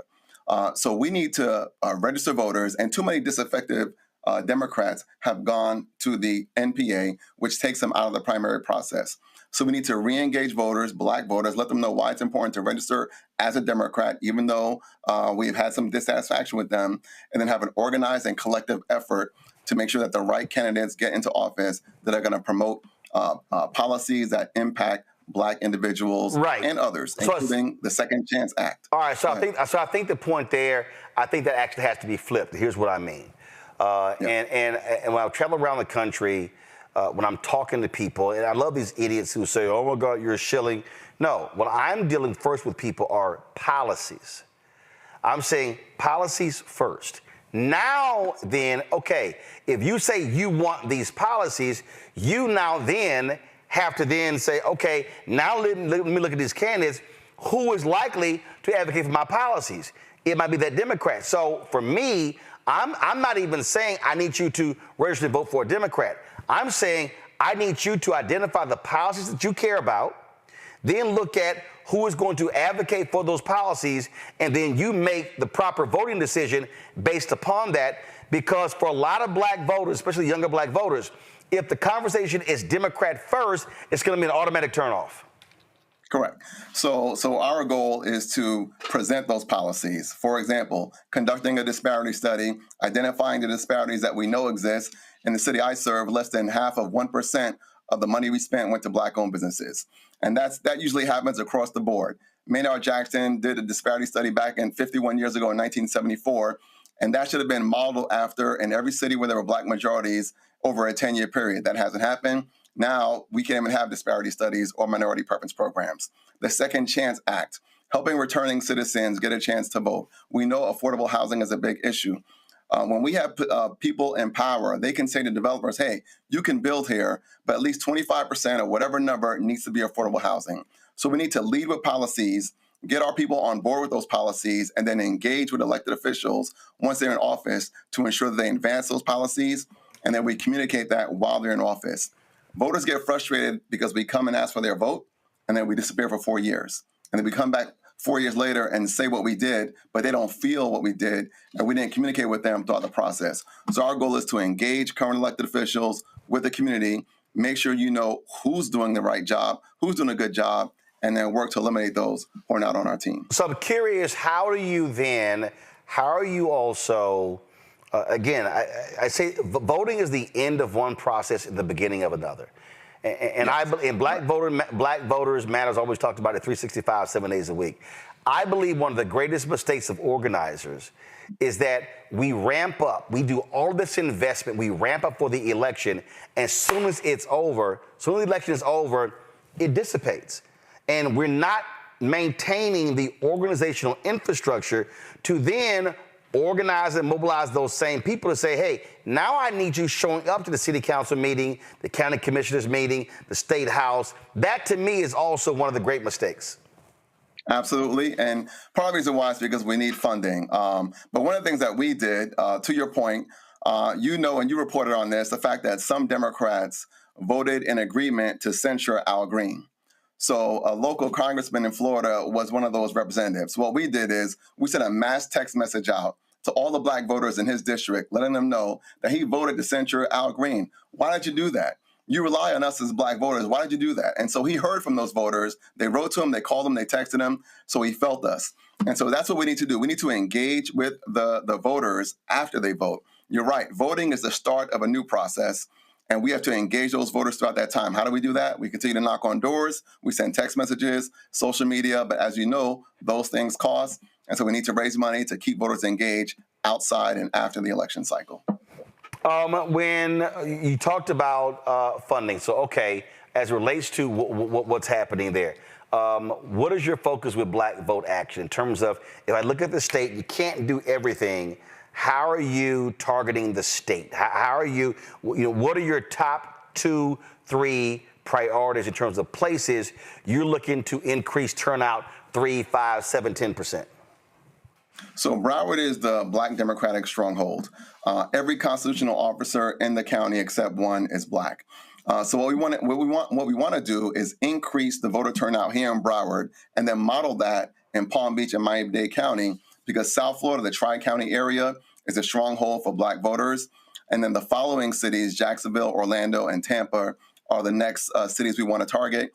And we want to work with other partners like Equal Ground to help spread the message and to increase voter engagement and voter turnout in those cities. But again, as you know, when you send a mass text message or a mass email, that costs money. And so we want to be involved in the community, make sure they know that we're there, and continue to engage with them on a regular basis. How, in terms of when you look at the state, I got it, Broward's number 1. Yeah. What are the other 2 to 3, 4 we should be paying attention to, counties in Florida where Black folks can make a huge difference? So Jacksonville, huge city and county. And as you mentioned, Ron DeSantis got rid of a congressional district there with the approval of the Florida Supreme Court. So that's another large major city where we need to mobilize, activate, bring voter registration to the highest level possible, and get Black voters to turn out, and make sure that we have elected officials that understand how to communicate and how to speak the language so that you can engage and increase Black voter turnout. Outside of Jacksonville, you have Orlando, you have Tampa, you have those major cities where most of us are. And the unique thing about Florida, when you're talking about Black voters, you're talking about Jamaican Americans, Haitian Americans, Bahamian Americans, and African Americans. And so there are several languages or several people you have to talk to in a certain way to get that vote out. What's disappointing about the Democratic Party is they recognize that in the Hispanic community and have a language for the Venezuelans. They know the issues of the Cubans, but no one's really focusing on the different issues of impacting the diversity of the Black American community in Florida. Have you had any conversations with Nikki Fried, who is the state chair of the Democratic Party? Yes, we have. And, when you look at the success of the major candidates who've done very well, starting with Barack Obama, Andrew Gillum, Stacey Abrams, you recognize that you have to build your own infrastructure before the party finally joins in. So we've had those conversations. We continue to have those conversations. And we hope that they view us as a viable vehicle in future elections, and they will need to. And we try to get involved and engage with the with the Harris campaign for president, but they wrote Florida off, so it wasn't a priority. But yes, we've been engaging with the party elected officials in Broward, Palm Beach, Miami-Dade County, and the state representative Nikki Fried. I've got DNC Chair Ken Martin coming up next. What would you ask him? What would you say to him? Provide the necessary funding we need to Black Vote Action, and let us take the lead in mobilizing, engaging, and increasing voter turnout of Black voters in Broward County and in South Florida. and then further up throughout the state of Florida. What's the number? The reality is, if you're talking about people and what type of investment, you got a gubernatorial election coming up next year, you got congressional races. What is the number needed to invest in black voter turnout in Florida? What's your number? You're looking at millions of dollars because you're really No. I don't want a broad number. I want a specific number. Is it 5 million? Is it 7 million? Is it 8? Is it 10? What is it? Yeah. So you're looking at about $12.50 per vote. So you're looking at about $5 million at a minimum. A minimum $5 million investment, and you're promising what is it? Is it a 3 to 5% increase in black voter turnout? I'm just interested in your data in terms of if you say make this investment, this is what we're going to then be able to do. Yeah. So we're going to be able to engage unregistered voters and get them registered. And we're going to be able to take the current voter turnout, which is about 60%, 65% in the black vote, and take that up to 70, maybe above 70%. Well, I've made the point that where you have black folks, the minimum turnout has to be 70%. If we want to maximize our voting power, it cannot be. You talked about Andrew Gillum. The reality is the Democratic turnout. I remember Tallahassee Democrat had a chart. You didn't get to like number 11 or 12. The top 10, 11 turnout counties were all red. Yes. And so that was the case. And if you look at the video back then, especially in the primary race, Gillum was down, and Gillum kept asking, did Broward hit yet? Did Broward hit yet? Did Broward hit yet? It didn't hit. Once Broward hit, that took him over the top, and he came out the primary with the victory. All right. Mike, we appreciate it. Thanks a lot. Thank you. See you soon. Quick break. We come back. Ken Martin, chair of the Democratic National Committee, joins us right here on Roland Martin Unfiltered. Back in a moment. This week on A Balanced Life with Dr. Jackie, we're continuing our series of putting in the work, A Chef's Journey. Are you an aspiring chef? Someone who already has a business, trying to figure out what your next steps will be, who to talk to, and how to get there? Well, on this week's show, our great guests and wonderful chefs will talk to you about what it means to discover your purpose, your why of being in the kitchen, and then knowing how to put a business together. The menu controls everything. The menu determines everything. But the business plan is where you have to go back to. When you get into the business, at the end of the day, social media and TV, all of that stuff is cool, but you still have to run a business. You still have to be in relationship with people. That's all next on A Balanced Life with Dr. Jackie here on Black Star Network. Melanie Campbell, National Coalition on Black Civic Participation and Black Women's Roundtable. And we are watching Roland Martin Unfiltered all day, every day, 24/7. Spread the word.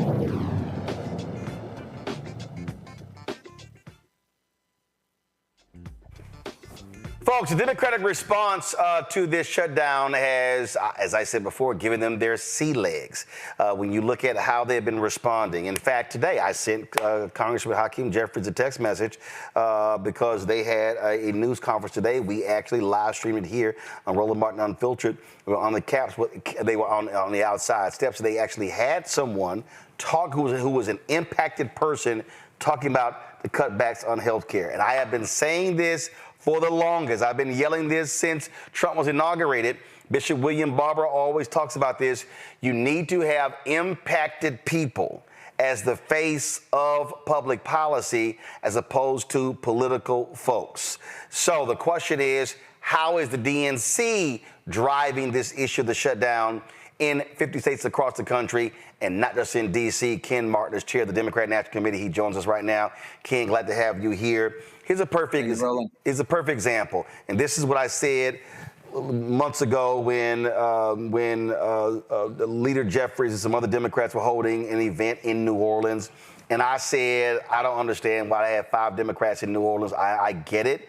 I said, but I would have actually sent a member to each district office of Mike Johnson, and I would have had simultaneous news conferences outside of those district offices. That way I can get local media, I will get state media, I'll be impacting national media. So what is your strategy in these states, in these counties, in these places where people are impacted to tell the story of the shutdown, how it's going to negatively impact regular, ordinary folk?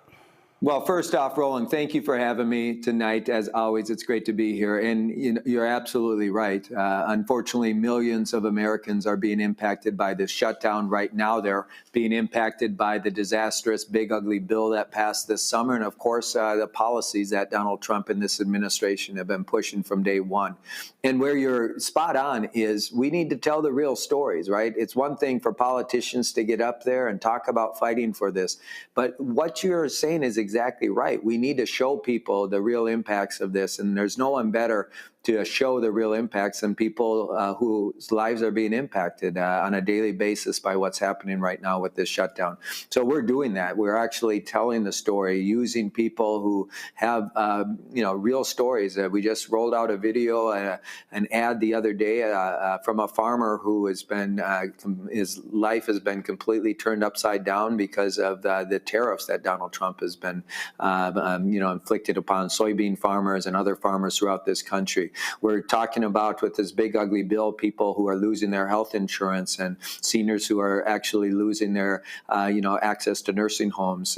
We're talking right now in this shutdown about people who are already we're using people who are, already seeing and getting their healthcare premium notices and seeing double, triple, digit increases in their monthly premiums. And so there's no one better to tell that story than people who are being impacted. And I've said this before on this show, but one of my favorite quotes is from Congresswoman Ayanna Pressley, who said, "Those closest to pain should be closest to power."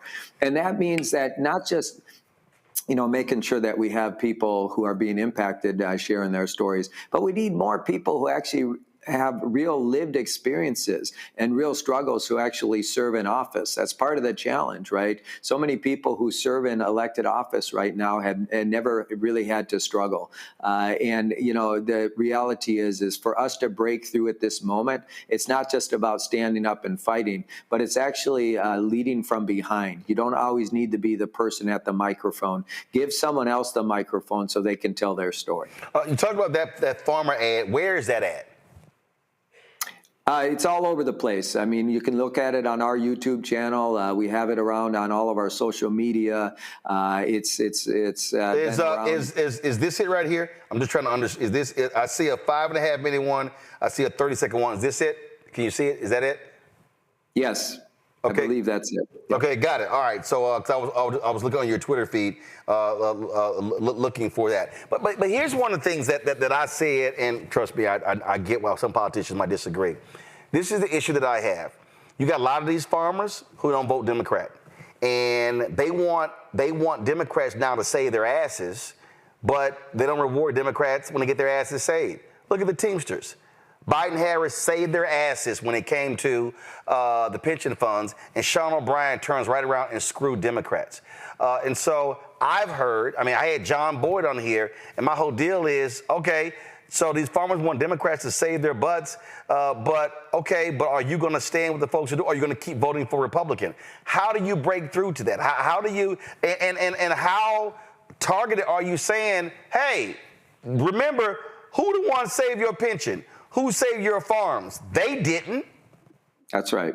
Well, I think that the reality is, and we've talked about this before, Roland, right? I believe that what Donald Trump is doing right now is he's creating opportunities for the Democratic Party to actually expand our coalition, to have conversations with voters who've left us many years ago, right, and have been voting for Republicans for years now. And make no mistake about it, you can look at a map and see that most of our rural communities are bright shades of red, right? And it wasn't that long ago that we had a lot of vote share and Democratic vote share in rural parts of this country.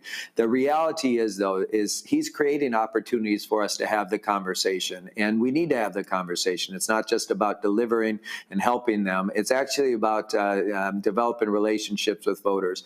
And the flip side is true as well, and we've talked about this, which is, the Democratic Party has made huge mistakes in how we approach communities of color. We usually show up 3 months before an election, and it's all about, mobilizing mobilization and turnout instead of persuasion and building a conversation around shared values. And actually, we just make assumptions that people who have been with us will always be with us, and people who are opposed to us are never going to be for us.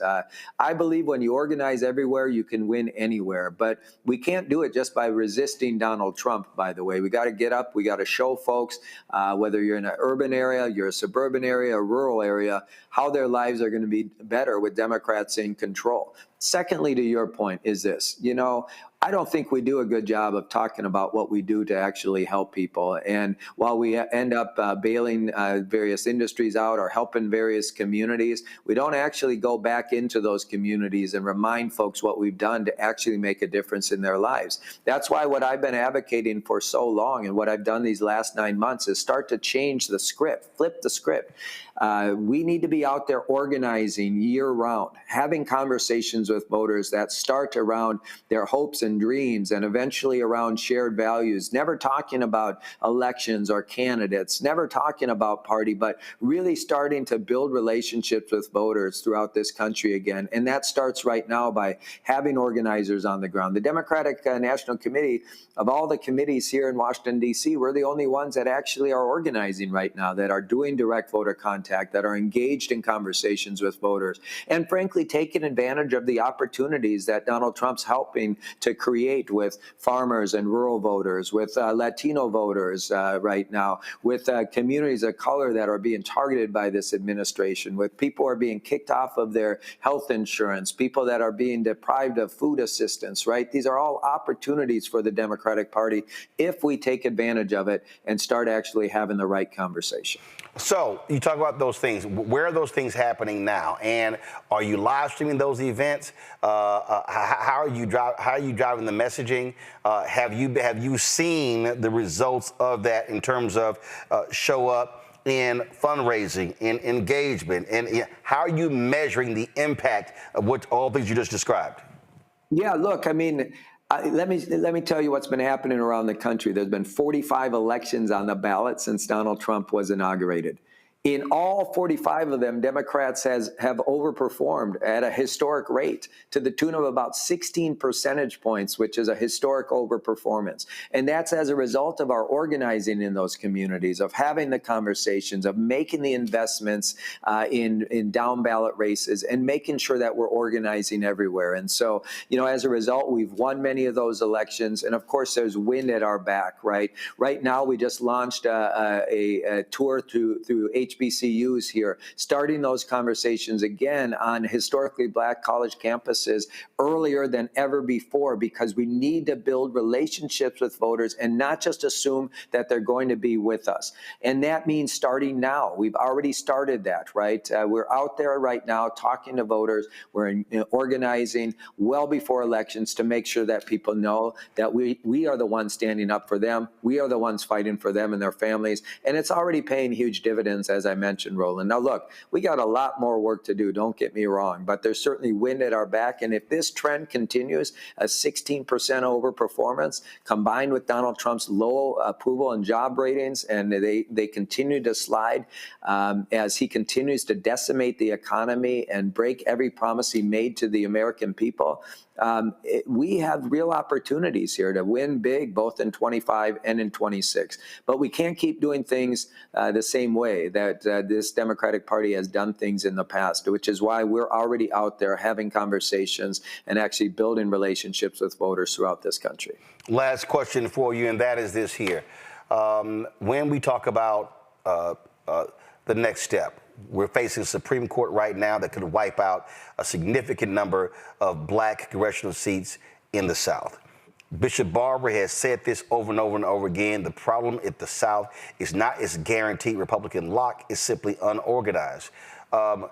Walk me through, and walk me through this investment that you're making in Mississippi. What other southern states? I just had the organizer on from Florida. You may have heard some of what he had to say as well. I've talked to Latasha Brown and Cliff Albright and others, again, repairs of the breach. And what too many people say is that you have a Democratic Party infrastructure that is fixated on white suburban women and white and educated voters without realizing that you are leaving votes on the table where you have a lot of black people, especially in southern states. I mean, Georgia, the number of black people who did not vote in 2024 was insane. North Carolina, you need those 2 Senate seats come next year. Texas has the most eligible black voters anywhere in the country. You've got a Senate race coming up next year as well. So what is the priority to invest in black voters in these southern states? Yeah, let me just tell you, what you've been saying is exactly what I said on the campaign, and we're already doing. We made investments, a 6-figure investment in Mississippi to help them elect local candidates. You know, it's one of the largest investments in recent memory in Mississippi, and we did it again earlier than ever before. We've made investments in states like Georgia and in North Carolina already. I was the first person on the ground in Texas helping them with their redistricting. I've already been in Texas 4 times, and it's a reality that the new battlefield for the Democratic Party is the American South. And what's driving the population growth there and giving us opportunity, of course, is the black community, black and brown communities, Latino communities, African-American communities throughout the South. You're absolutely right, and we're making those investments already. You know this. I shared this on your show the last time I was on. The 5 fastest growing states in the country right now are Tennessee, North Carolina, South Carolina, Georgia, and Texas, followed by Florida.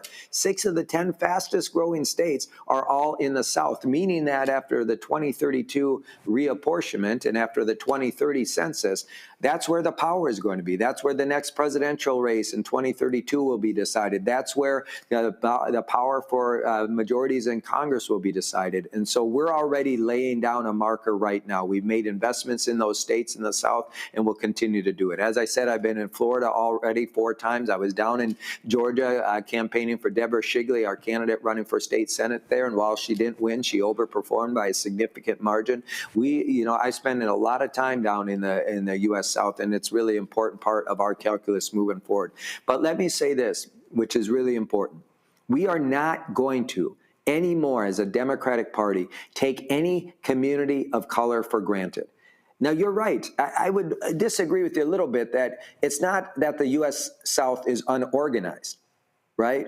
It's the fact that we have a number, Texas is not a red state as an example. It's a non-voting state. And Mississippi is a good example. We have 40% of their population is African Americans, right? And it's a low turnout state. And the reality is if we change the laws there, made it easier for people to vote, got rid of some of these Jim Crow era voting restrictions that are on the books in states throughout the South, made it easier for people to participate in their democracy. Right, but Ken, the only way you can make it easier to change the laws if people are organized and mobilized to vote. And look, I don't disagree. I mean, when Beto, perfect example. Okay, you said you've been down to Texas. All right, there are 254 counties in Texas. How many county Democratic offices do you have? Well, this is one thing I've been actually talking about because that's a good example of where we're not organized. Right, that's what I'm saying. So there are 254. For the longest, it was only 81. That's 2/3 of the state where you do not have a county Democratic presence. Ain't no way you're gonna win if you're not in 160 plus counties. And so when I say not organized, what I'm literally talking about, look, when Beto lost to Greg Abbott for governor, 75% of people 30 and under did not vote. And so, the crazy thing here, to your point, right? And it's why I campaigned on in every county strategy, making sure that in every part of this country we have elected Democratic Party leadership that's organizing voters. To your point, did you know that there's 3,244 counties in this country, and a quarter of them have no elected Democratic Party leadership? That's why we have an every county strategy, and that's why we're challenging our state parties and other party committees to actually make sure we do the basic organizing work you're talking about. Think about this, and it's quite remarkable. When you don't have elected county leadership, Democratic Party leadership, there's a 3 to 5% decrease in statewide vote share, Democratic vote share, and the same corresponding decrease in congressional Democratic vote vote share, meaning we lose votes in those places because we're not organized. It's pretty simple. It doesn't take a rocket scientist to figure out what you and I are saying here. And so some of this is just basic organizing work that needs to be done. And we're doing it right now with this every county strategy. But let me say this. I think the reality is that's one step. And the reason why I challenge you on this a little bit is because we see that there are a number of attempts. I was down with Latasha and others today at the Supreme Court during the Louisiana versus Calais case, because this is a critical ruling that's going to come, that's going to completely gut the Voting Rights Act and make it even harder for people to be heard in their democracy. This is what's going on. The Republicans in this country know they're on the wrong side of demographics. They know they're on the wrong side of the issues. And at the end of the day, instead of going out and trying to earn the support of the Black community, going out and trying to earn the support of Latinos, going out and trying to earn the support of Asian voters, what are they trying to do? They're trying to make it harder for communities of color to be heard in their democracy. It's shameful on the 60th anniversary of the Voting Rights Act that this court and the Republicans, under the direction of Donald Trump, are trying to completely gut the Voting Rights Act. You know this better than I do. People literally died for this right to vote. The civil rights movement was about what was passed in 1965 with the Voting Rights Act. All of us should be up in arms about what's happening right now in the Supreme Court. I was proud to be down there today with civil rights organizations, legal rights groups, voting rights groups, people who are nonpartisan, who know that what this court may do is completely wrong. Again, this is what it's about, Roland. When we think about why, a state like Mississippi that has 40% African Americans and African Americans have no power down there, it's deliberate. It's by design. And we have to make sure we're standing up and organizing and making sure that people can vote. Yep. Well, listen, we're there as well. So it's a lot of work to do, and it's going to be darker times after today's oral arguments. I am more than prepared, and I've been calling this for years, definitely all year, for this right-wing Supreme Court to gut the Voting Rights Act, to screw Black political power. And I keep saying to the Black voters, I need 70, 80, 90% turnout, because if we vote our numbers, we can repeal this. We can take over state Supreme Courts. We can win statewide office. We can break these Republican supermajorities in the legislature. But it has to be, again, organized and mobilized efforts. Ken Martin, we appreciate it. Thanks a lot. Thank you, Roland. Quick break. We come back. We're going to talk AfroTech conference happening in a couple of weeks. We're going to be there on the ground. Right back. Roland Martin Unfiltered on the Black Star Network.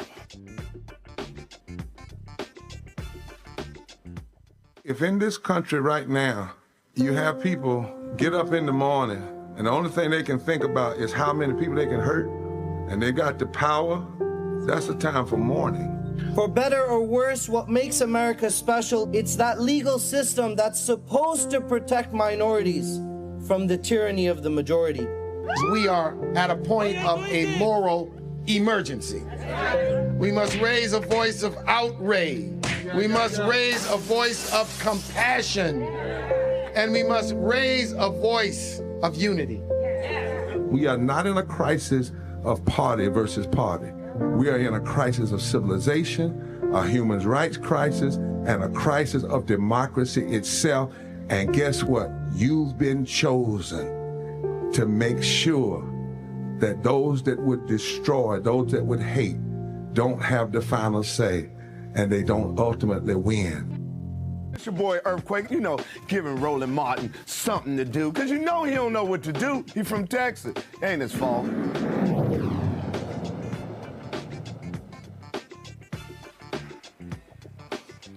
Folks, this year, AfroTech will take place at Houston's George R. Brown Convention Center beginning October 27. Thousands will attend the Building What's Next conference, which will feature prominent figures such as Stacey Abrams, Microsoft's Mustafa Suleyman, and Google's Adrian Lofton, alongside thousands of Black engineers, founders, and creators shaping the future. AI, obviously going to be a huge, huge issue. Jeff Nelson joins us from Atlanta. Jeff, first of all, for folks who don't know, how long has AfroTech been happening? This is the 9th year of AfroTech. So first of all, thank you so much for having me, Roland. We're excited for year number 9. Next year will be year number 10, and we've got some great things planned this year as we look towards the future. And so because I went 1 year, you used to be in Oakland, correct? That's right. So this is our 2nd year in Houston. And let me talk a little bit about our strategy in terms of where we have AfroTech. So we started this conference in San Francisco and Oakland because the thing that we heard 10 years ago was that tech companies couldn't find Black talent. And so we said, we'll bring the Black talent to you. So we took it to the heart of Silicon Valley, and that's where we had our first several AfroTechs. After the pandemic, we made the decision to move to Texas.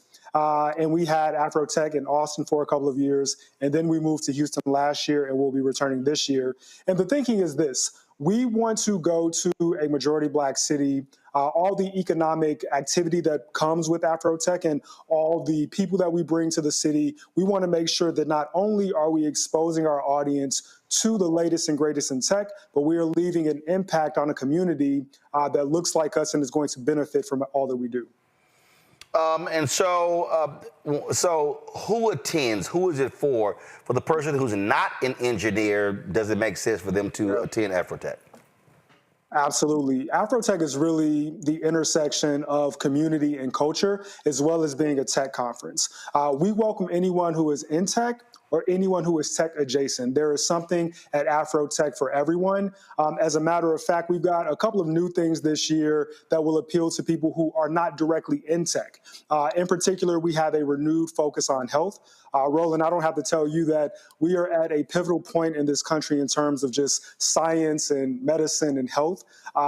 There are questions about whether we can even trust the government to give us accurate information as it pertains to health in general, but especially for communities such as the African American community or underrepresented communities that historically suffer from comorbidities and other health disparities. And so we have a renewed focus on health at AfroTech this year. We will be featuring a number of medical professionals as well as health CEOs to come and talk about patient care and health technology at AfroTech.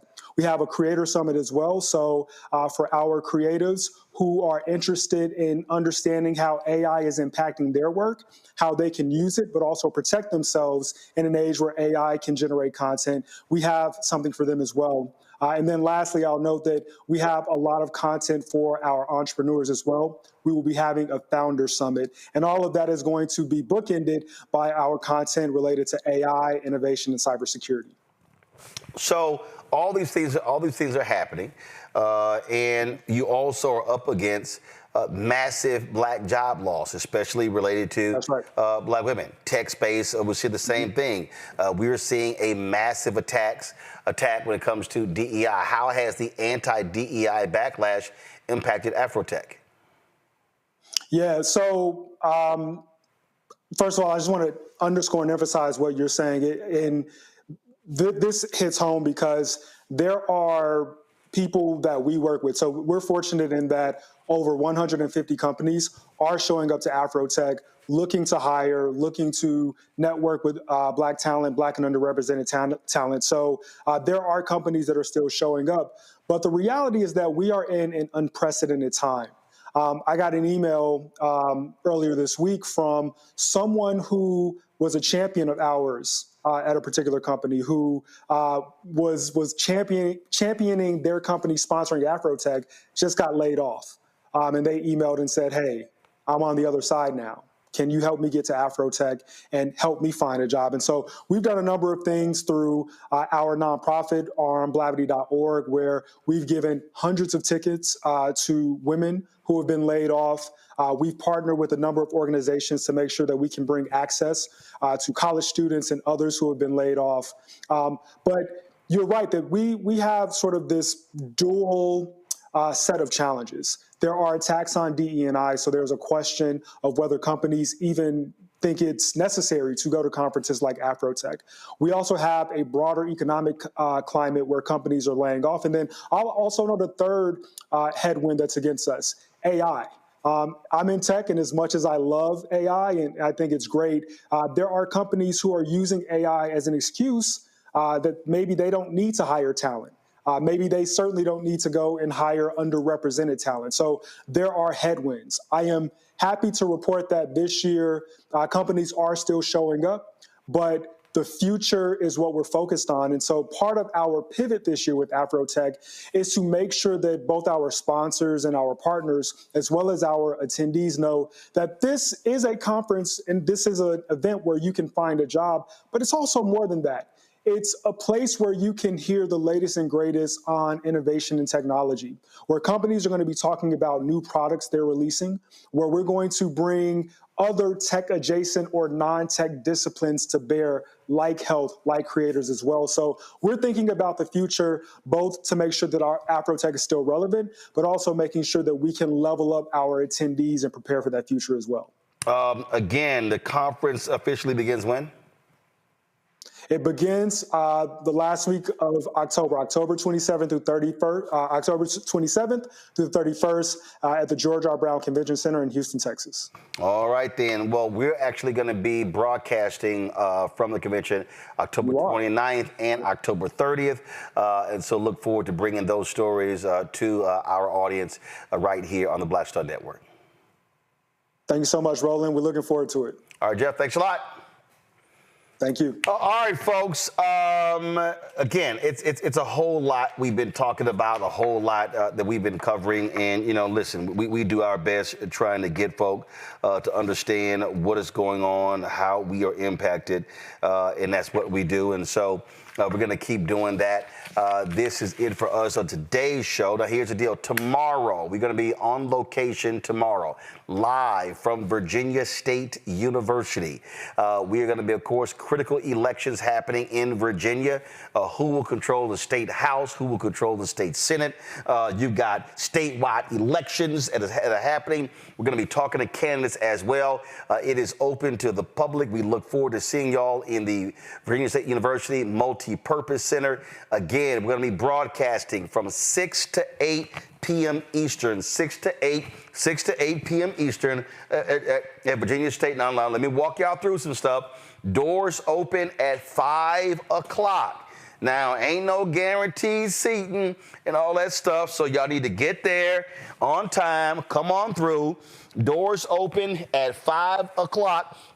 And again, we're going to be talking about politics, talking about the issues that matter, speaking to what is going on. And again, how do we also mobilize and organize? We talk about mobilize and organize all of the time. That's what we're going to be doing. And listen, I've said it repeatedly, when we maximize our power, then we have the ability to be able to impact who is going to get elected. And so that's what we have to do. And so I'm really hoping folks turn out. We want students there as well. And here's the deal. Where we have HBCUs, it's amazing. A lot of students don't realize they can vote in those locations. And so that's also hugely important for us to do. And so I look forward to being back on the campus of Virginia State. 2016, December 2016, I was on campus. I gave the commencement address at Virginia State. And so look forward to going back. And so when I was there, they gave me this jacket right here. So I need to get some new gear. So my frat brother, who's the president, y'all know we're going to be looking to wear. So we'll see what happens, what I'm going to be wearing on the show tomorrow. So look forward to that. And so looking forward to seeing all the folks again at Virginia State tomorrow. Doors open at 5 o'clock. We'll be on campus. Friday, I'll be out Friday, and of course we have a show. So the guest host, look forward to that. I'm going to be speaking to the Canton, Ohio. I'll be at Kent State, Canton, Ohio, NAACP. So I'll be there as well. So a whole lot going on. Again, we want y'all to support the work we do. First of all, YouTube folks, let me see how many of y'all should be hitting that like button. How many we got? Just 1,000? Come on, y'all. We should be at 1,500 likes. So y'all hurry up, hit that like button. If y'all want to support the work that we do, join our Bring the Fuck fan club. I told you there's a whole lot going on, y'all. We're launching a new daily midday news show. We got a weekly show coming. I am working on a business show, a health show. We're completely redoing blackstarnetwork.com, turning it to a news portal. That stuff is happening as well. We're completely focused on that, and we want y'all support. The goal is to raise $1 million by December 31st. We have already crossed 200,000, so let's keep going. If you want to contribute to us via Cash App, use the Stripe QR code. Stripe QR code, you see it right here. You can also use Stripe QR code for credit cards as well. PayPal is R Martin Unfiltered. Venmo is RM Unfiltered. Zelle, Roland at RolandSMartin.com. Roland at RolandMartinUnfiltered.com. Checks and money order. Make it payable to Roland Martin Unfiltered, P.O. Box 57196, Washington, D.C. 2003 7-0196. Of course, download the Black Star Network app. Apple phone, Android phone, Apple TV, Android TV, Roku, Amazon Fire TV, Xbox One, Samsung Smart TV. Be sure to get a copy of my book, White Fear, How the Browning of America is Making White Folks Lose Their Minds. Available at bookstores nationwide. Also, if you want to get our Roland Martin Unfiltered Black Star Network swag, go to shopblackstarnetwork.com. We got shirts. We got all kinds of stuff there. Mugs, wall art, you name it, we got it. Also, all these products here, you see to my left, these are all Black-owned products right here. We got them on shopblackstarnetwork.com. And so you see these backpacks. We've got some skincare products. We got these chips right here. We've got black crossword puzzles. We got black toilet paper. We got all, we got, of course, you got the, come on, pull, give me a wide shot, y'all. You got, of course, the smocks right here. We got the smocks, all this stuff. Again, we've got sauces. Remember, we got Mrs. Pruitt's Gourmet Cha-Cha Hot Sauce, all kinds of stuff, all Black-owned companies. And so we want y'all to support these companies by going to our site, shopblackstarnetwork.com. Go to shopblackstarnetwork.com. To support these companies. We always are talking about how do we recirculate the black dollar. Well, one of the ways we can do that is if we buy from our own. These are entrepreneurs who are doing the good work. Also, of course, we want you to download the app Fanbase. It's a great social media app. Let's build this up. We want to be able to have millions of subscribers on Fanbase. And so let's do that. Go to Fanbase. Go to Fanbase. Again, if you want to invest, they've raised $13.4 million. $13.4 million. So go to startengine.com/fanbase. Startengine.com/fanbase to invest. So that's it, folks. I'll see y'all tomorrow right here on, give me the wide shot, get on blackstarnetwork.com. Again, live from Virginia State University. Support our Black-owned products, support Black-owned media, support our HBCUs. I'll see you tomorrow.